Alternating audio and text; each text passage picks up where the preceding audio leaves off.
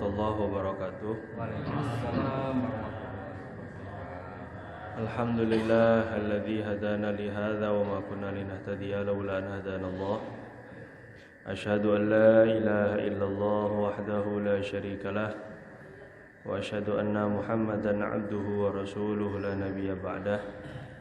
Allahumma shalli wa sallim wa barik wa karrim wa tahannan wa tafaddal wa takarram ala sayyidina wa maulana Muhammad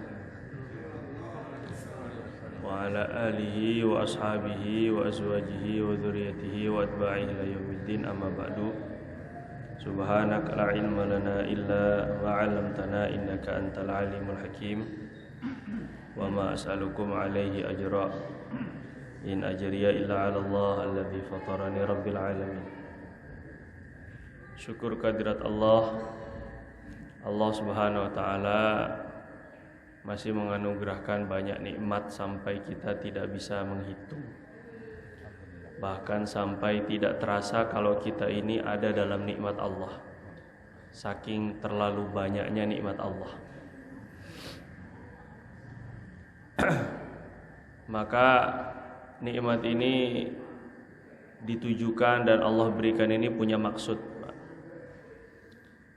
Maksud Allah Subhanahu wa taala memberikan semua nikmat ini agar bagaimana kita mampu memberikan yang terbaik, menjalankan perintah-perintah Allah, menjauhi larangan-larangannya.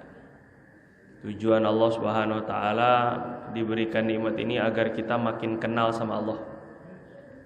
Makin kenal, makin cinta, makin sayang, makin dekat dengan Allah Subhanahu wa taala. Ini tujuan Allah berikan nikmat. Dan bentuk ketaatan kita, bentuk rasa sayangnya kita kepada Allah Subhanahu wa taala ini harus dibuktikan dengan husni ibadatik. Maka doa Nabi itu kepada Sayyidina Mu'adz radhiyallahu taala anhu, "Ya Mu'adz, inni la uhibbuk." Mu'adz, saya sangat cinta sama kamu. Fala tad'ana an taqula fi duburi kulli shalah. Jangan pernah meninggalkan membaca setiap habis sholat, Allahumma a'inni ala dzikrika wa syukrika wa husni ibadatik. Itu pesannya Nabi khusus.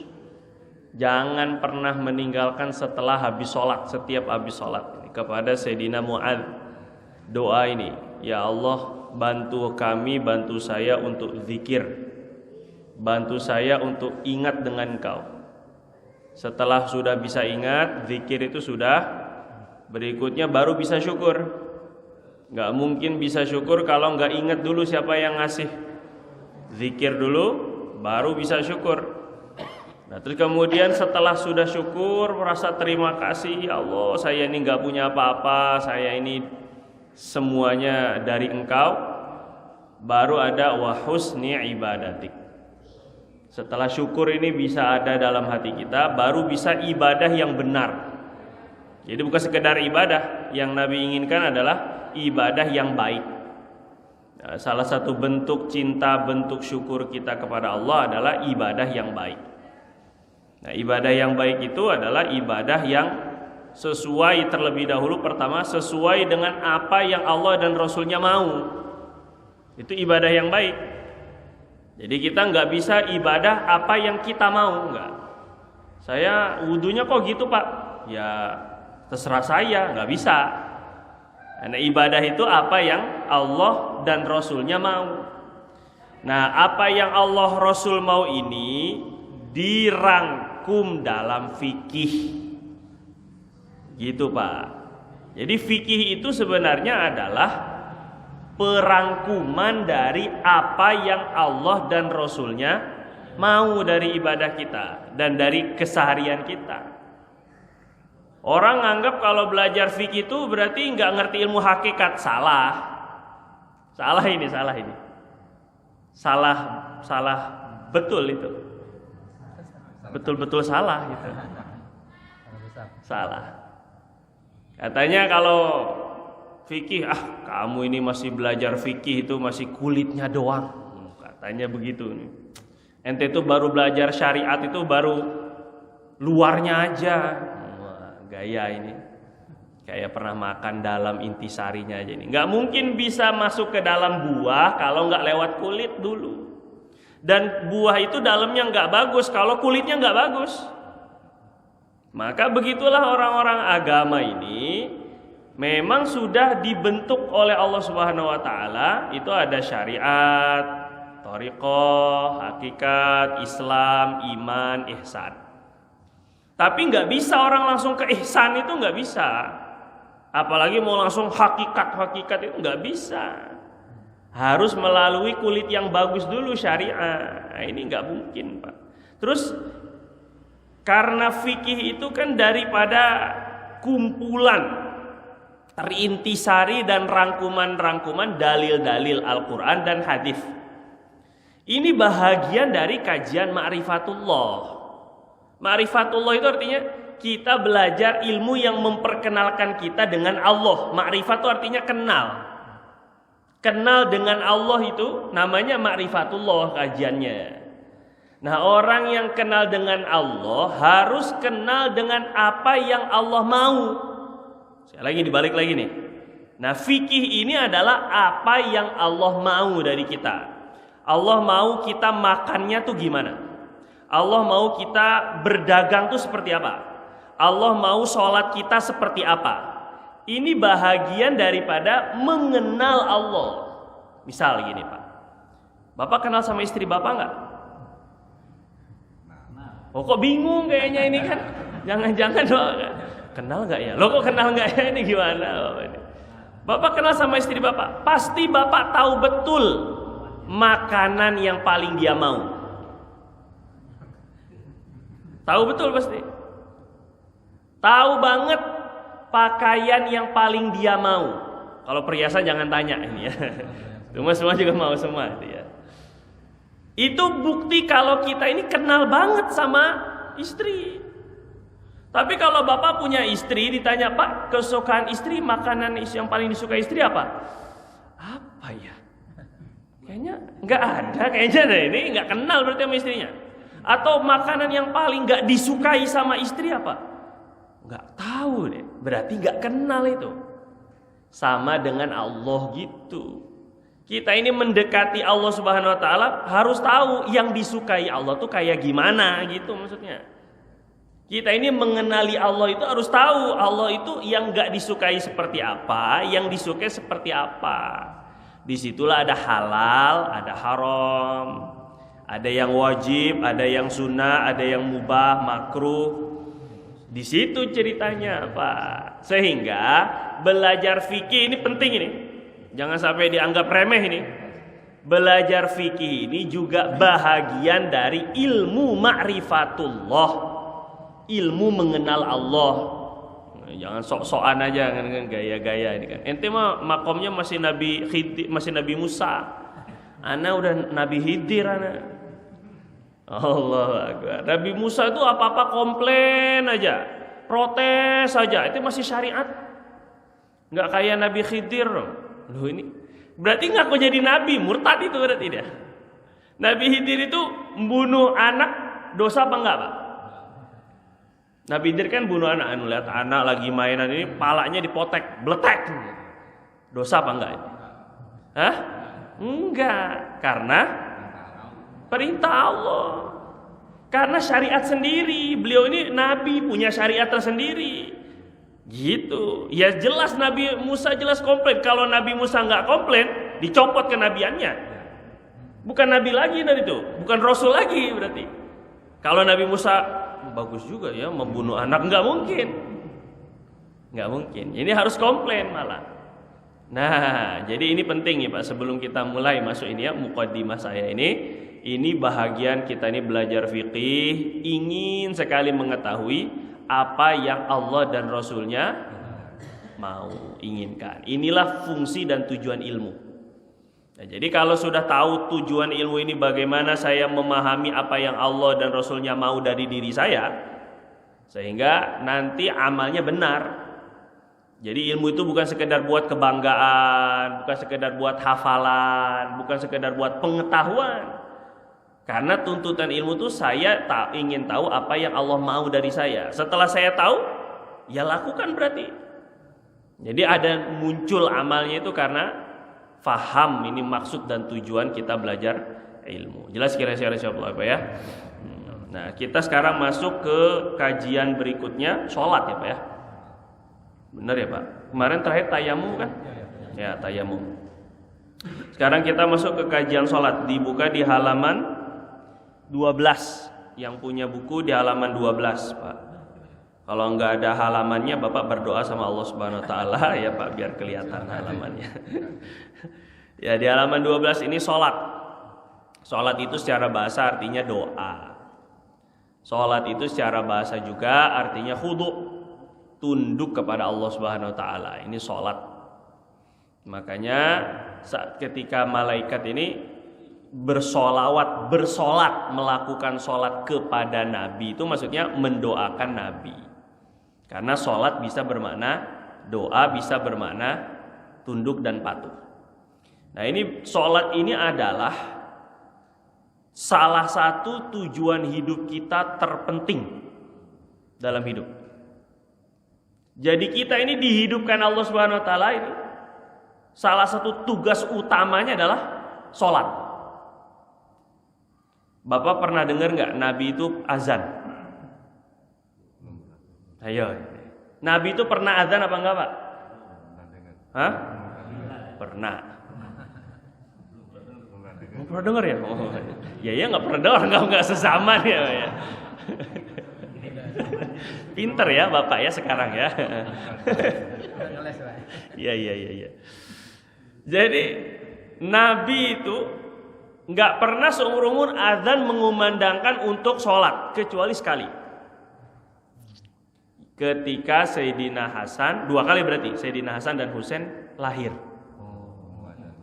Nah, selebihnya itu Nabi nggak pernah ada. Walaupun dikasih tahu mimpi Abdullah bin Zaid bin Abdi Rabbuh itu, ketika saya mimpi begini, Nabi pengen manggil orang ini gimana caranya, di musyawarah sahabat nggak ketemu. Udah kita pending dulu.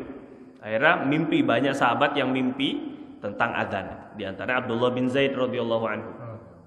Sampai kepada Nabi, enggak Nabi sendiri yang memandangkan adzan. Kata ulama, kalau Nabi adzan nanti menjawabnya wajib.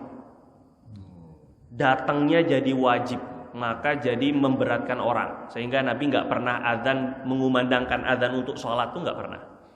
Kata Allah, ya ayyuhalladzina amanu stajibu lillahi war rasuli idza da'akum lima yuhyikum. Wahai orang beriman, kalau Allah dan Rasulnya manggil kalian, wajib kalian menjawab. Stajibu, wajib. Makanya Nabi nggak pernah adzan, hanya 2 kali ketika cucunya lahir. Dan ini adzan ketika bayi baru lahir itu hadisnya hasan riwayat Tirmizi, jangan salah, bukan dhaif. Sehingga sekarang nggak mau diadzanin. Kalau adzan bayi ini baru lahir, sunnah diadzankan. Nabi mengadzankan di telinga kanan, qomat di telinga kiri. Yang dhaif itu, Pak, yang dhaif itu fadilah keutamaannya. Nabi bilang ada suatu riwayat, ma min mauludin yu'adzanu fi udhunihil yumna, tidak ada anak yang baru lahir diadzankan di telinga kanan, fayusibuhu ummus subyan, akan diganggu oleh jin perempuan namanya Ummus Sibyan, suka ganggu anak-anak, kolong wewe kalau bahasa kita sekarang. Nah, ini hadis ini dhaif. Hadis yang memiliki fadilah keutamaan. Anak tuh kalau dilahirkan kemudian diadzankan tuh nggak bakal diganggu sama jin namanya Ummus Sibyan. Ini yang dhaif. Balasannya itu. Tapi Nabi mengadzankannya ini hasan. Ini kok aneh sekarang orang nggak diadzankan, ini gimana ini? Nah, tapi yang saya mau ambil bukan itu. Rasulullah SAW mengumandangkan adzan untuk anak yang baru lahir ini untuk mengingatkan, nah, hayya 'alas shalah. Di dalam adzan itu nggak ada perintah zakat, Pak. Sedekah nggak ada kan, apalagi haji, puasa nggak ada. Tapi ini anak baru lahir langsung dimasukkan visi dan misinya. Pertama Allahu Akbar untuk membesarkan Allah, syahadu alla ilaha illallah untuk membuang semua keyakinan kepada selain Allah, syahadu anna Muhammadur Rasulullah untuk memasukkan keyakinan tentang Rasulullah, baru hayya 'alas shalah. Ini masih kecil ini udah diajak, nanti kamu udah gede itu harus sholat. Paham nggak Pak kira-kira ini? Kalau kamu mau sukses, hayya 'alal falah, kamu sholat. Padahal masih bayi, tidak ada ajakan untuk anak-anak yang lebih ditekankan oleh Nabi melebihi sholat. Sehingga anak-anak belum balik sekalipun umur 7 tahun suruh perintahin sholat. Muru auladakum bisolah wa hum abna'u sab'in. 10 tahun walaupun belum balik suruh pukul. Enggak kayak gitu perintah puasa. Enggak kayak gitu perintah zakat kepada anak-anak. Apalagi haji. Baca Quran, enggak. Sholat. Maka sholat ini kerja pertama kali. Ini kerja ini Pak. Sholat itu kerja kita, kerja hidup kita. Tujuan hidup kita ini sholat. Kira-kira begitu Pak ya. Bisa dipahami ya. Tujuan hidup kita ini apa? Sholat. Penting ini. Saking pentingnya, maka kita capek-capek diajarin masalah air. Biar sholatnya sah. Najis. Buat apa? Bersihin najis suci-suci tapi sholat enggak. Ya ini enggak ada manfaatnya. Justru tujuan kita belajar najis, tayamumnya, wudunya, mandi junubnya itu untuk mengesahkan sholat kita. Kan luar biasa ini. Terus kemudian untuk puasanya, zakatnya enggak diterima itu semua kalau enggak sholat. Ini semuanya tolak semuanya. Ini kerja utama ini karena ini kerja pokoknya. Kita disuruh latihan baca Quran, baca dari Iqra, itu biar sholatnya sah. Biar sholatnya sah. Kenapa kita disuruh untuk berdagang dengan cara yang halal? Fikih muamalah, fikih ekonomi itu. Ngapain capek-capek belajar fikih ekonomi? Sewa menyewanya, wakafnya, hibahnya, pinjam meminjamnya, biar sholatnya diterima. Kalau orang dagangnya nggak benar, terus kemudian dia makan yang haram, sholatnya nggak diterima. Tujuannya biar sholatnya benar lagi-lagi. Allahu Akbar. Nah maka ini sholat ini menjadi target utama. Pokoknya kita punya kerja, tujuan hidup kita ini sholat.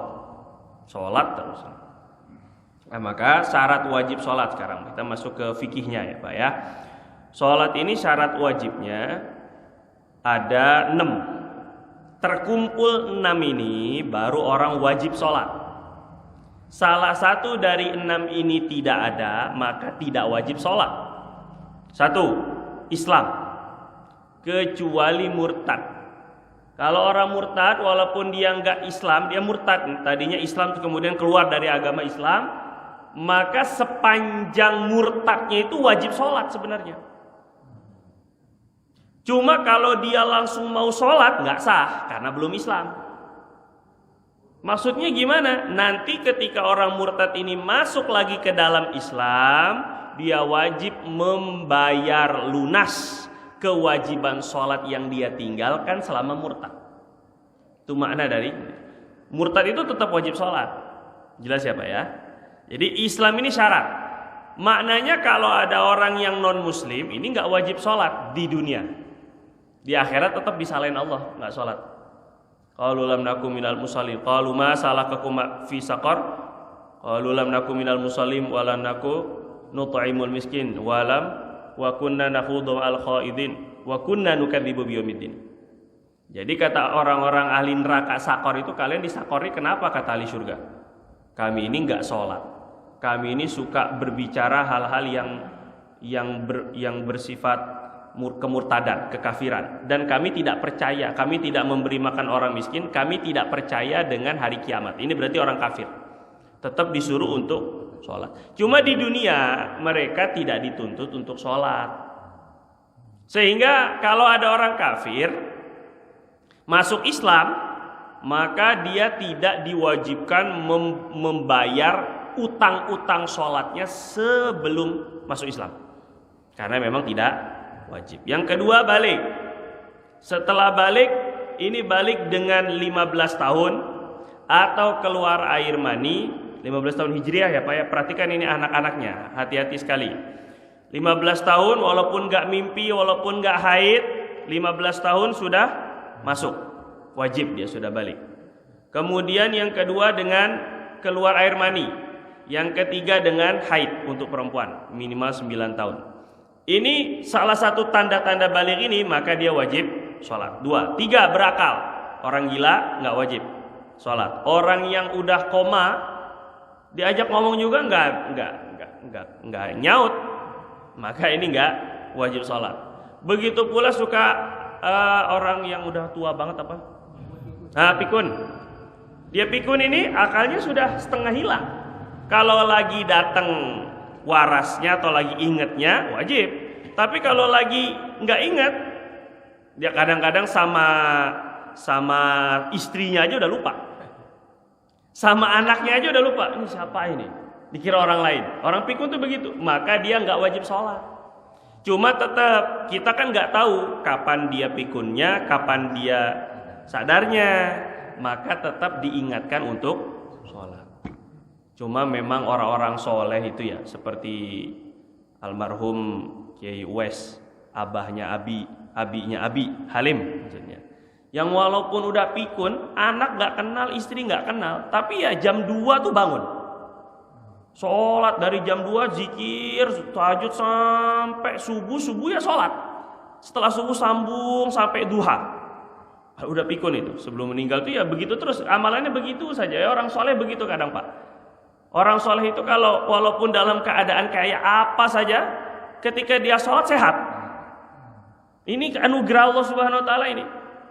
Kalau orang sudah terbiasa dia dengan sholat, nanti ketika sulit untuk sholat, orang biasanya sulit untuk sholat, dia akan Allah anugerahkan untuk bisa sholat. Dan banyak ulama-ulama juga kayak gitu. Kalau sudah panggilan azan itu seger, nanti setelah sholat sakit lagi. Abdullah bin Zubair bin Awam radhiyallahu anhu itu beliau punya penyakit demam, panas terus badannya. Tapi kalau udah datang waktu sholat seger, habis sholat demam lagi. Masya Allah. Ini orang-orang sholat itu suka begitu ya Pak ya. Ini 3 berakal. Yang keempat, suci dari haid dan nifas. Selama masih haid, selama masih nifas, maka belajar haid nifas yang kemarin-kemarin itu, ini untuk memastikan sholatnya wajib apa enggak. Selama ada haid dan nifas tidak wajib. Kelima, telah sampai dakwah Islam. Berarti kalau enggak kenal sama sekali sama Islam, sama sekali enggak ada kenal, enggak pernah tahu dengan yang namanya Islam tuh enggak ada, maka nanti di akhirat ini dia tidak diazab. Wa ma kunna mu'adzibina hatta nab'atsa rasulah. Kami kata Allah tidak memberi azab hatta sampai kami mengutus rasul, utusan untuk menyampaikan dakwah. Jadi mereka yang enggak kenal kemudian wafat karena memang sama sekali enggak ada internet, enggak ada pernah orang dakwah sampai ke sana, itu enggak dihukum sama Allah. Wa ma kunna mu'adzibin. Memang janji Allah gitu. Kalau Allah hukum, Allah enggak adil. Orang enggak tahu Islam kok tiba-tiba disuruh sholat aja tahunya enggak tahu, gimana dihukum? Jadi enggak mungkin dihukum. Tapi nanti sama Allah itu tergantung keputusan Allah. Bagaimana mereka ini? Apakah mereka masuk surga atau neraka? Ada ulama yang bilang mereka akan diuji keimanannya, suruh masuk neraka. Kalau mereka taat masuk neraka, malah dimasukkan surga karena taat sama Allah Subhanahu Wa Taala. Ya. Kalau seandainya mereka nggak taat, malah dimasukin neraka karena nggak taat, gitu lebih kurang. Jadi ada yang mengatakan memang mereka langsung masuk surga, nggak ada tes-tesan, nggak usah, karena memang di dunianya tuh sama sekali nggak kenal agama. Nah ini orang yang nggak sampai dakwah kepada mereka itu belum wajib sholat. Yang keenam, tidak lahir dalam keadaan buta plus tuli. Kalau ada orang lahirnya itu buta dan tuli sekaligus, nggak wajib sholat. Kenapa Pak? Yang ngajarinnya gimana? Kan? Mau diajarin diomongin tuli, mau digerakin buta, ya nggak ngerti lah. Ya maka kalau ada orang yang buta plus tuli, maka dia tidak wajib sholat kalau dari kecil. Kalau buta tulinya setelah dewasa, dia udah ngerti tentang agama, terus kemudian keburu buta dan tuli, ya tetap wajib sholat. Ini kalau lahirnya begitu. Catatan, nah ini catatan yang mau saya tekankan ini Pak. Wajib atas orang tua atau wali. Wali di sini orang yang ngurus anak-anak.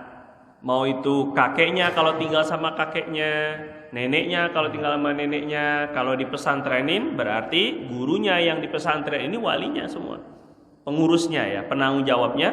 Wajib memerintahkan anak yang sudah mumayyiz untuk sholat wajib, sholat fardu, ketika usia 7 tahun.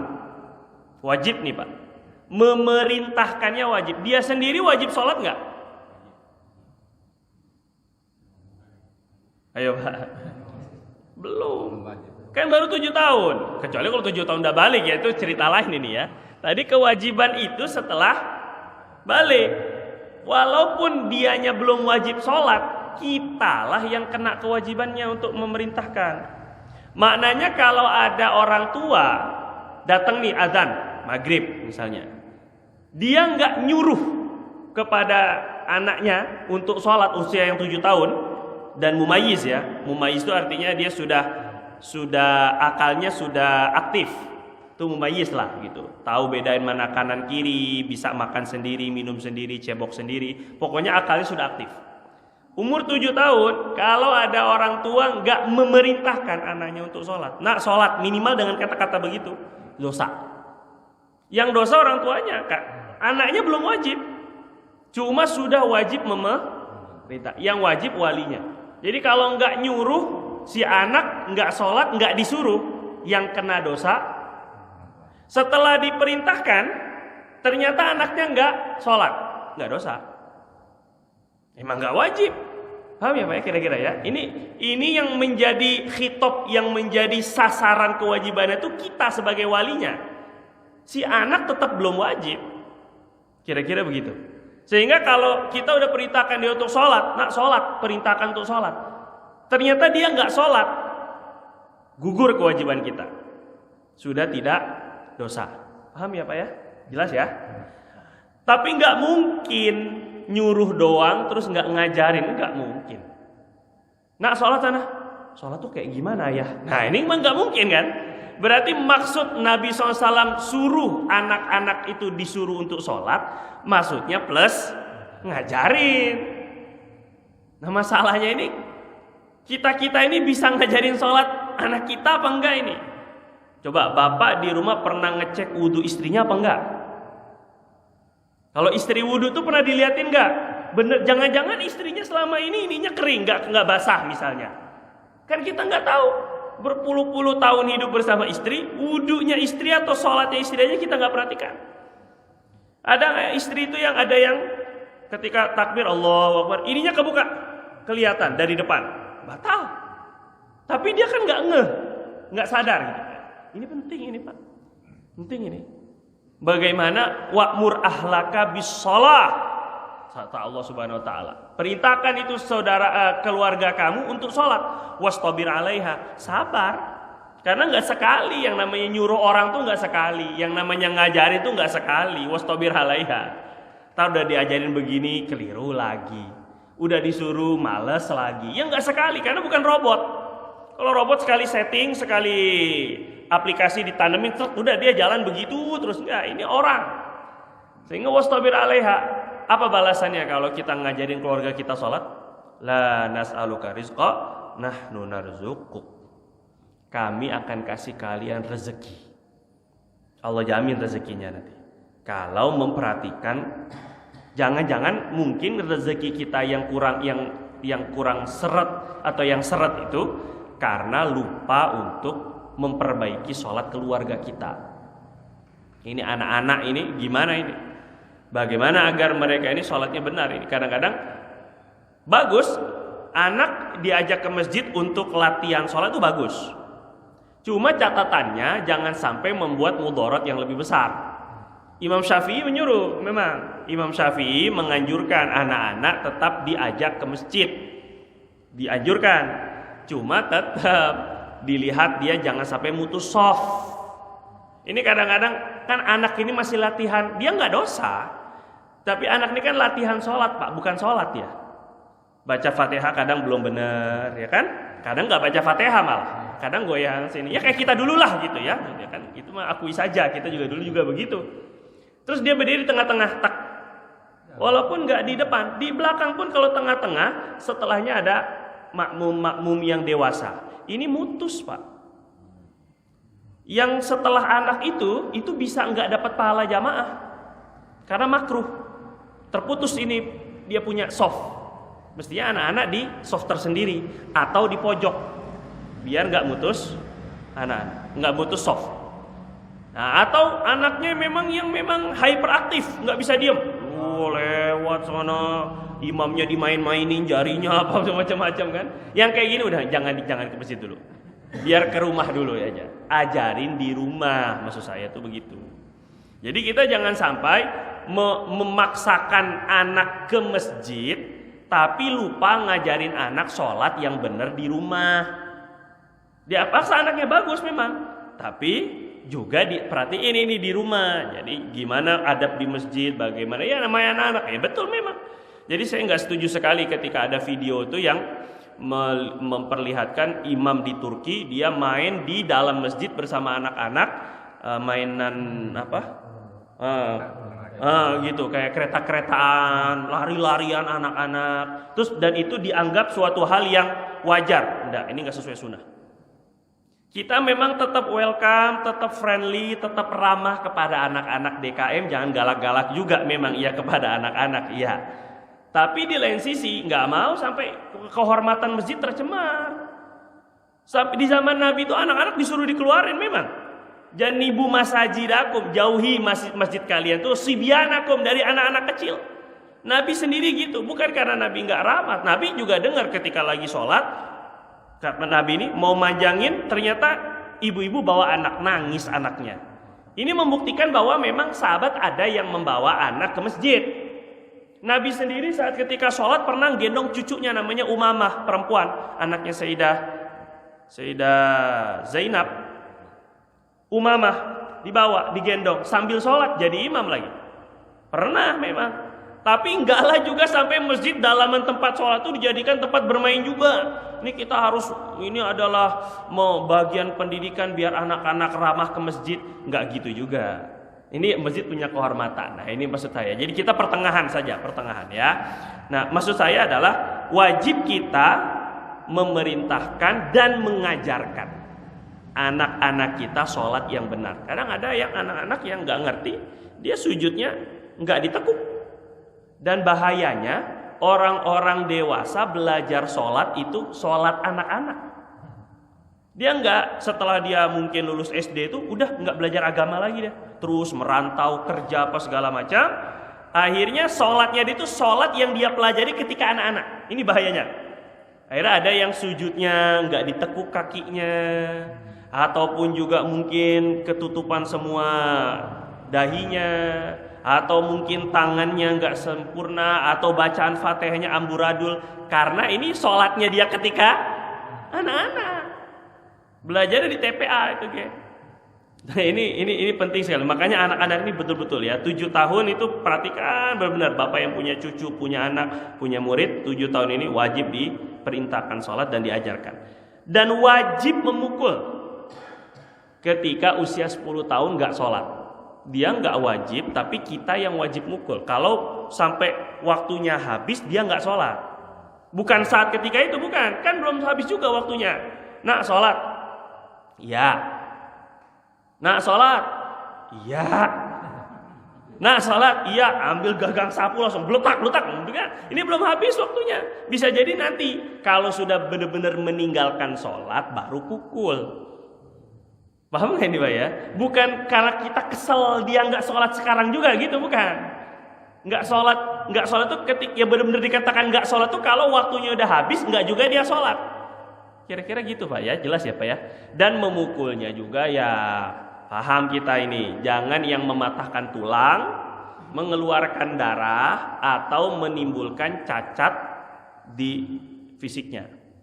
Jangan ini ya. Mukul kasih sayang, mukul didik, dia tidak boleh mematahkan tulang, mengeluarkan darah, dan menimbulkan bekas. Jelas ya Pak ya? Ini penting ini. Minimal biasanya itu kalau ulama nyuruhnya pakai siwak aja. Siwak aja. Siwak mana ada segede gagang sapu kan nggak ada Pak. Ini siwak ya segini lah, segini-gininya lah lebih kurang. Kalau ada yang gede-gede pun ya segitulah lebih kurang. Itu pun udah sakit dah. Nah itu nggak sampai menimbulkan mudarat, nggak boleh. Kemudian yang kedua, nah ini. Kalau hilang penghalang sholat. Jadi sholat itu ada penghalang. Contohnya haid, orang gila. Selama haid kan dia nggak wajib sholat. Selama gila kan dia tidak wajib sholat. Nah, suatu ketika gilanya sembuh atau haidnya berhenti, yang paling sering haid sih, atau nifasnya berhenti. Ini namanya hilang penghalang sholat. Penghalang sholatnya hilang. Terus waktu sholat masih ada, cukup untuk takbiratul ihram. Maka waktu sholat yang ini sekarang ini harus diqadha.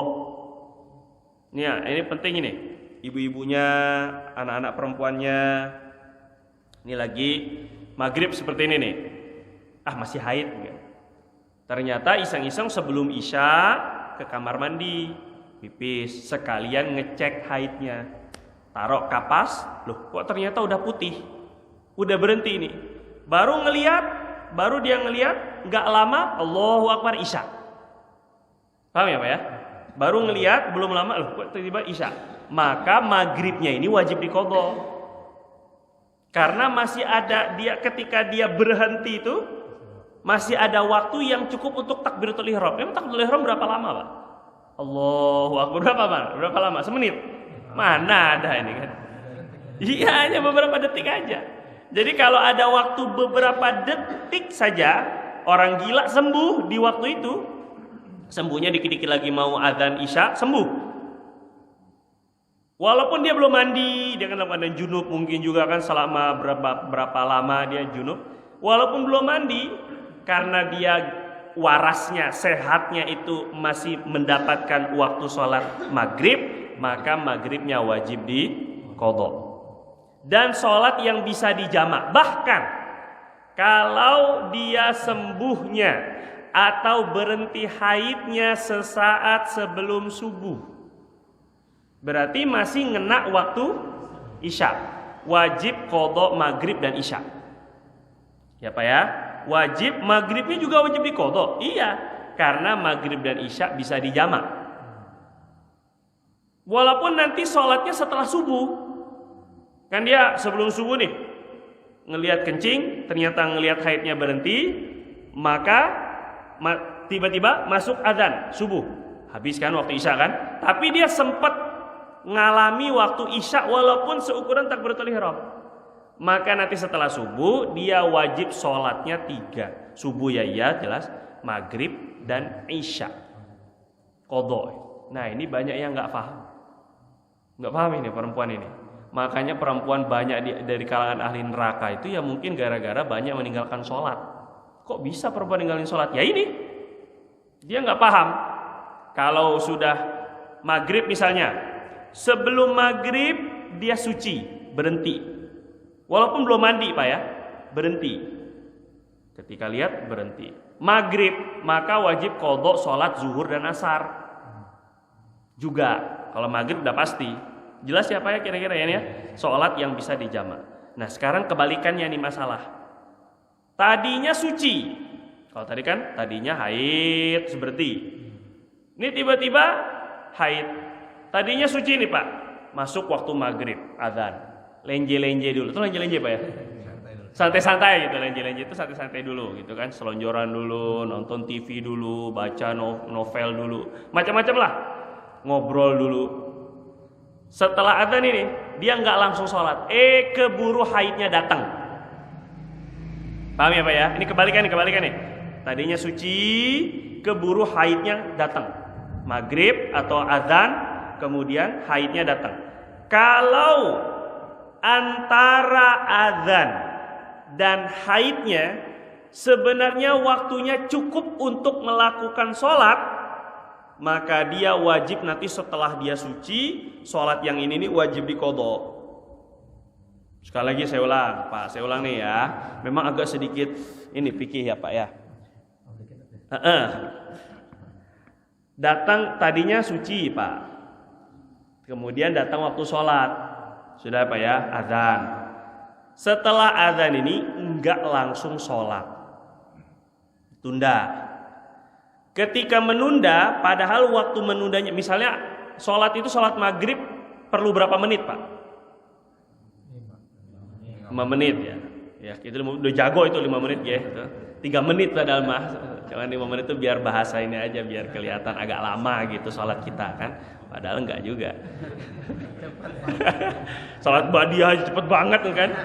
3 rakaat itu kan kurang lebih lah, misalnya 3 menit. Sekarang adzan jam 6. Misalnya adzan jam 6. Tek, jam 6 lewat 3 menit ya. Jam 6 lewat 3 haid. Jelas ya kan Pak? Alhamdulillah haid katanya ini kan. Soalnya libur. Lumayan seminggu kan. Allah bisa ngelanjutin drakor ini. Astagfirullah. Ada waktu 3 menit tadi itu. Ini yang sholat maghrib yang tadi nggak jadi sholat, itu nanti wajib diqadha setelah dia suci. Nah ini masalahnya. Yang nggak diketahui itu ya ini juga permasalahan. Ketika nunda sholat terus keburu haid. Nah, kecuali Pak, pas adzan maghrib selesai baru ngedoa haid. Cukup nggak waktu buat sholat? Antara adzan masuk waktu dengan haid nggak cukup untuk sholat, karena tadi sholat katanya 3 menit. Katanya kan, sekarang nggak sampai 3 menit, ternyata udah keburu haid. Ini nggak wajib diqadha sholat yang maghrib ini. Jelas ya Pak kira-kira ini? Ini penting ini, kasih tahu ini kepada istri-istrinya. Istri-istrinya. Ya. Oh ada satu doang ya. Kayak gitu ya. Ini ketika sudah masuk waktu. Nah sekarang syarat sah. Saya percepat ini Pak kalau syarat sah. Terkumpul semua bahagian, semua poin-poin ini baru sholatnya sah. Salah satu aja nggak terkumpul nggak sah. Satu, mengetahui masuknya waktu. Ini jelas. Sholat harus setelah masuk waktu. Kalau dia nggak tahu waktu udah masuk atau belum, udahlah sholat aja deh. Insyaallah lah. Insyaallah ya. Insyaallah itu nggak jelas apakah udah masuk atau enggak. Insyaallah lah, insyaallah aja. Sholat. Maka walaupun hakikatnya dia sudah masuk waktu, nggak sah. Karena dia tidak sholat di atas suatu keyakinan masuknya waktu. Jadi untuk dia memastikan masuknya waktu itu dia harus berijtihad. Ijtihad itu memperkirakan, ada dasarnya dulu. Dasar perkiraan sudah masuk waktu itu apa? Oh udah gelap. Nah ini namanya ijtihad, gelap itu. Oh kayaknya ini dilihat dari aplikasi, itu ijtihad namanya. Melihat udah masuk waktu, itu ijtihad. Jelas ya Pak ya? Harus sholat tuh setelah masuk waktu. Yang kedua, tepat menghadap kiblat Ka'bah. Nah, cuma nanti untuk orang yang sholatnya berdiri, maka menghadapnya itu adalah dada. Ya Pak ya, dadanya nggak boleh miring. Walaupun mukanya ke samping kanan, ke samping kiri, sah sholatnya. Tapi kurang ajar. Ini dia bisa hilang pahalanya ya Pak ya. Cuma sah. Secara hukum sah, karena fawalu wujuhakum wajhaka syatrul masjidil haram itu maksudnya adalah dada yang jadi patokan. Kalau sholatnya berdiri yang jadi patokan menghadap kiblat itu dada. Kalau sholatnya duduk dada. Kalau sholatnya tidur miring dada dan muka. Kalau sholatnya tidur terlentang muka dan telapak kaki. Jadi kakinya harus nyelonjor begini, nggak boleh dilipat begini. Kalau lagi sholat terlentang, ya jadi harus kakinya ke arah kiblat dan dikasih bantal sedikit karena biar mukanya ke arah kiblat. Jadi nggak boleh ngadep ke atas. Kalau ngadep ke atas nggak sah sholat terlentangnya, ya. Nah jadi dikasih ganjelan di atas ada bantal. Ini untuk menghadap kiblat. Nah menghadap kiblat itu kalau memang kita lagi di Mekah sana, ya harus tepat sekali tembok Ka'bahnya itu. Mau yang dari arah sana, dari arah sana harus tepat tembok Ka'bah. Misalnya begini, ini Ka'bah nih misalnya Pak. Terus saya sholatnya begini. Setengah dada kena, setengah dada nggak kena, ini nggak sah. Kalau benar-benar ngelihat Ka'bah, ini harus benar-benar semua dada ini ngadap ke arah kiblat. Tapi kalau kayak kita di sini, ini agak halangi warna kulit dari pandangan mata. Jadi yang jadi patokan untuk sah tidak sahnya itu warna kulit. Walaupun ngepres berbentuk banget, tapi warna kulitnya ketutup, sah secara fikih sah. Ya Pak ya. Dan dengan sesuatu yang dianggap pakaian. Misalnya kalau ada orang dalam keadaan bugil, dimatiin lampu semuanya, matiin lampu sampai gelap, dirinya sendiri nggak kelihatan, sah nggak dia sholat bugil? Hah? Enggak lah, itu namanya nggak nutup aurat. Dengan gelap saya menutup aurat, nggak sah ya Pak ya. Atau kalau pakai kalau seandainya pakai tanah liat, tanah lumpur, nggak pakai baju, ini kan namanya ada-ada aja kan, iseng kan, ini maka tidak sah. Atau sholat di dalam air yang keruh, ini bugil, polos, kebuka aurat, terus masuk ke dalam air yang keruh, nggak kelihatan antara pusar sampai lutut, auratnya udah ketutup, sah nggak sholat? Nah, ya enggak, karena air tidak dianggap penutup aurat, begitu maksudnya Pak ya. Walaupun udah nggak kelihatan, tapi itu bukan baju namanya. Yang keenam, mengetahui mana sholat yang wajib. Yang terakhir, tidak salah yakin, tidak meyakini salah satu rukun sebagai sunnah. Ini sama seperti wudu. Pak, Fatihah wajib apa sunnah? Fatihah sunnah kayaknya. Wah, nggak sah berarti. Karena salah yakin ini kan, meyakini yang wajib sebagai sunnah ini nggak sah. Wallahu taala a'lam bishawab. Ada pertanyaan nggak Pak? Oh iya ada dulu kan. Sebentar, yang tua dulu. Berkaitan dengan kita wajib mengingatkan anak-anak kita yang belum mau sholat tadi. Nah dari itu sudah kita ingatkan belum sholat. Nah sampai nikah apa kita mempunyai kewajiban untuk mengingatkan anak yang sholatnya masih ogah-ogahan gitu. Satu itu. Lalu yang kedua, dalam kita tadi sholat itu adalah untuk membersihkan apa yang usaha kita ya, dagang, kerja dan sebagainya. Kadang-kadang kita kan mohon maaf nih, yang dagang mungkin bisnis tercampur dengan itu. Padahal perintah sholat itu adalah untuk menghilangkan subhat, untuk menjaga supaya tidak tertuhan. Itu gimana cara kita supaya sholatnya sah? Dengan kita kadang-kadang tidak sadar bahwa kalau kita umpamanya berbisnis, kita masuk ke dalam area di mana kita tidak bisa menolak bahwa kita masuk dalam keadaan karena subhat, mungkin juga haram. Sholatnya gimana Pak? Terima kasih. Yang pertama, setelah anak menikah, apakah itu menjadi tanggung jawab kita untuk senantiasa menyuruh sholat? Kalau dia sudah balik, secara hukum fikih tidak wajib. Kalau dia sudah balik pun, itu kita tidak wajib seperti halnya umur 7-10 tadi itu. Tidak wajib karena dia sudah balik, punya tanggung jawab sendiri. Itu satu. Namun sebagai muslim, sesama muslim, kalau muslim umum saja, ketika benar-benar dia tidak sholat, ini namanya nahi mungkar, wajib. Ketika ngelihat anak yang sampai habis waktu sholat udah mau habis belum sholat juga, ini nahi mungkar, wajib. Wajibnya tuh karena nahi mungkarnya, bukan karena hubungan orang tua atau wali dengan anak, bukan. Tapi karena melihat kemungkaran di depan mata, yaitu orang nggak sholat itu mungkar Pak. Jangan dianggap orang mungkar tuanya pelacuran, judi, bukan. Yang benar-benar nggak sholat, kita tahu dia tuh nggak sholat, itu mungkar. Man ra'a minkum mungkaran falyughayyirhu biyadih. Kamu ngelihat kemungkaran, maka rubah dengan tangannya. Gimana rubah dengan tangan? Ambil gagang sapu. Ini kalau misalnya anak sendiri kan begitu kan? Ataupun tarik tangannya, langsung suruh wudu. Ini merubah dengan tangan, dengan kekuasaan. Kalau nggak mampu ya dengan lidah. Kalau nggak mampu ya doa. Nah, jadi kewajiban kita akan gugur ketika kita sudah berupaya merubah kemungkaran yang kita tahu dari anak kita. Nah itu ya. Cuma secara hubungan perintah tadi itu ketika dia sudah balik, dia sudah tidak wajib senantiasa diperintah setiap sholat, itu nggak wajib lagi, gitu ya Pak ya. Cuma ketika tahu nggak sholat ya tetap. Mana tadi apa lagi? Oh yang kedua adalah bagaimana dengan sholat kita ketika kita terlibat dengan perkara yang mungkar. Jadi memang terhadap harta yang mungkar atau harta yang syubhat apalagi yang haram. Kalau memang itu masih syubhat, tidak pasti halalnya, itu masih oke. Artinya dalam ranah fikih itu masih dimaafkan.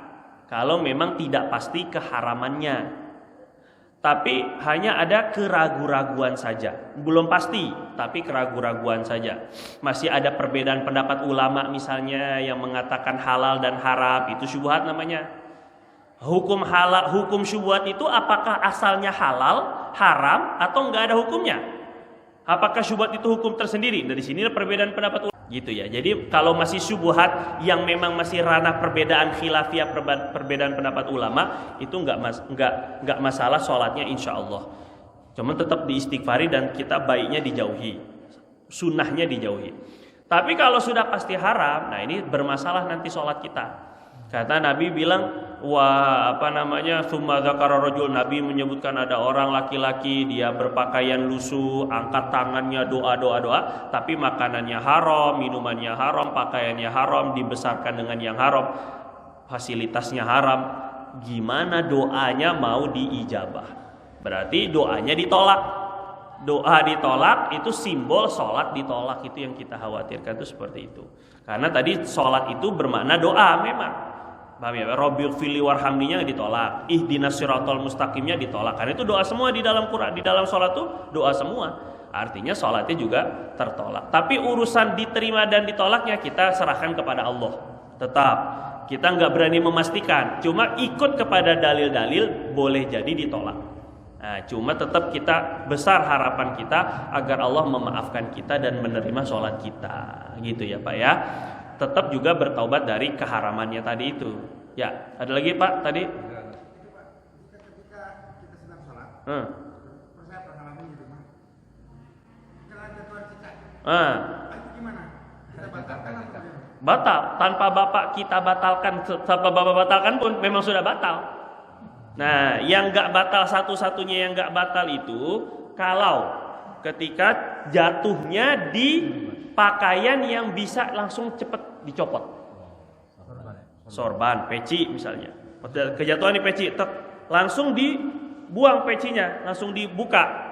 Seperti Nabi ketika di Sayyidina Jibril, malaikat Jibril ngasih tahu bahwa di sandal beliau itu ada najisnya, beliau langsung copot. Tapi kalau baju, apalagi gamis, nggak bisa Pak, mau copot gimana cerita, nggak bisa. Nah, kebanyakan gerak juga malah jadi batal kan. Jadi kalau kayak ini sorban, tapi membuangnya juga tidak boleh membawa. Kalau misalnya kejatuhan cinta ke sini, terus bapak begini buangnya nih, ini membawa namanya. Kan tadi pakaian itu tidak boleh terbawa, terikat, terpakai. Jadi ketika dia membuangnya seperti ini nggak sah. Jadi buangnya nggak begini. Kalau peci, jadi bukan membawa. Ini saking detailnya ulama fikih itu gitu. Tuh sampai saya begini-gini nih Pak. Nih. Jangan sampai nggak paham juga nih kan. Caranya begitu Pak. Tapi kalau udah di baju ya udah tuh udah apes lah ya kan ya. Itu ya insya Allah dapat pahala niatnya. Wallahu taala a'lam bishawab. Ada terakhir ya Pak. Kita dalam perjalanan jauh itu sudah niat maghrib mau jamaah akhir. Oke. Takdim, maghrib. Oh isya. Iya. Untuk jamak takhir Pak tidak disyaratkan harus berurutan. Kalau jamak takdim, isya majuin ke maghrib harus berurutan. Maghrib dulu baru isya, itu jamak takdim. Nggak boleh isya dulu, nggak boleh. Tapi kalau jamak takhir maka bebas. Boleh isya dulu, boleh maghrib dulu, boleh. Yang lebih afdal mana? Tergantung keadaan. Kalau ada yang jamaah isya di sana, lebih afdal isya dulu, ikut berjamaah dengan orang sekitar, baru nanti kita sholat maghrib sendiri dengan rombongan. Kalau nggak ada jamaah, hanya rombongan kita aja, lebih afdal, lebih utama maghrib dulu baru isya sesuai dengan urutannya. Hadza wa billahi taufik wa sallallahu ala sayyidina Muhammad wa ala alihi wasallam. Subhanakallahumma wa bihamdika asyhadu an la ilaha illa anta nastaghfiruka wa natubu ilaik. Saya kurangnya minta maaf. Assalamualaikum warahmatullahi wabarakatuh.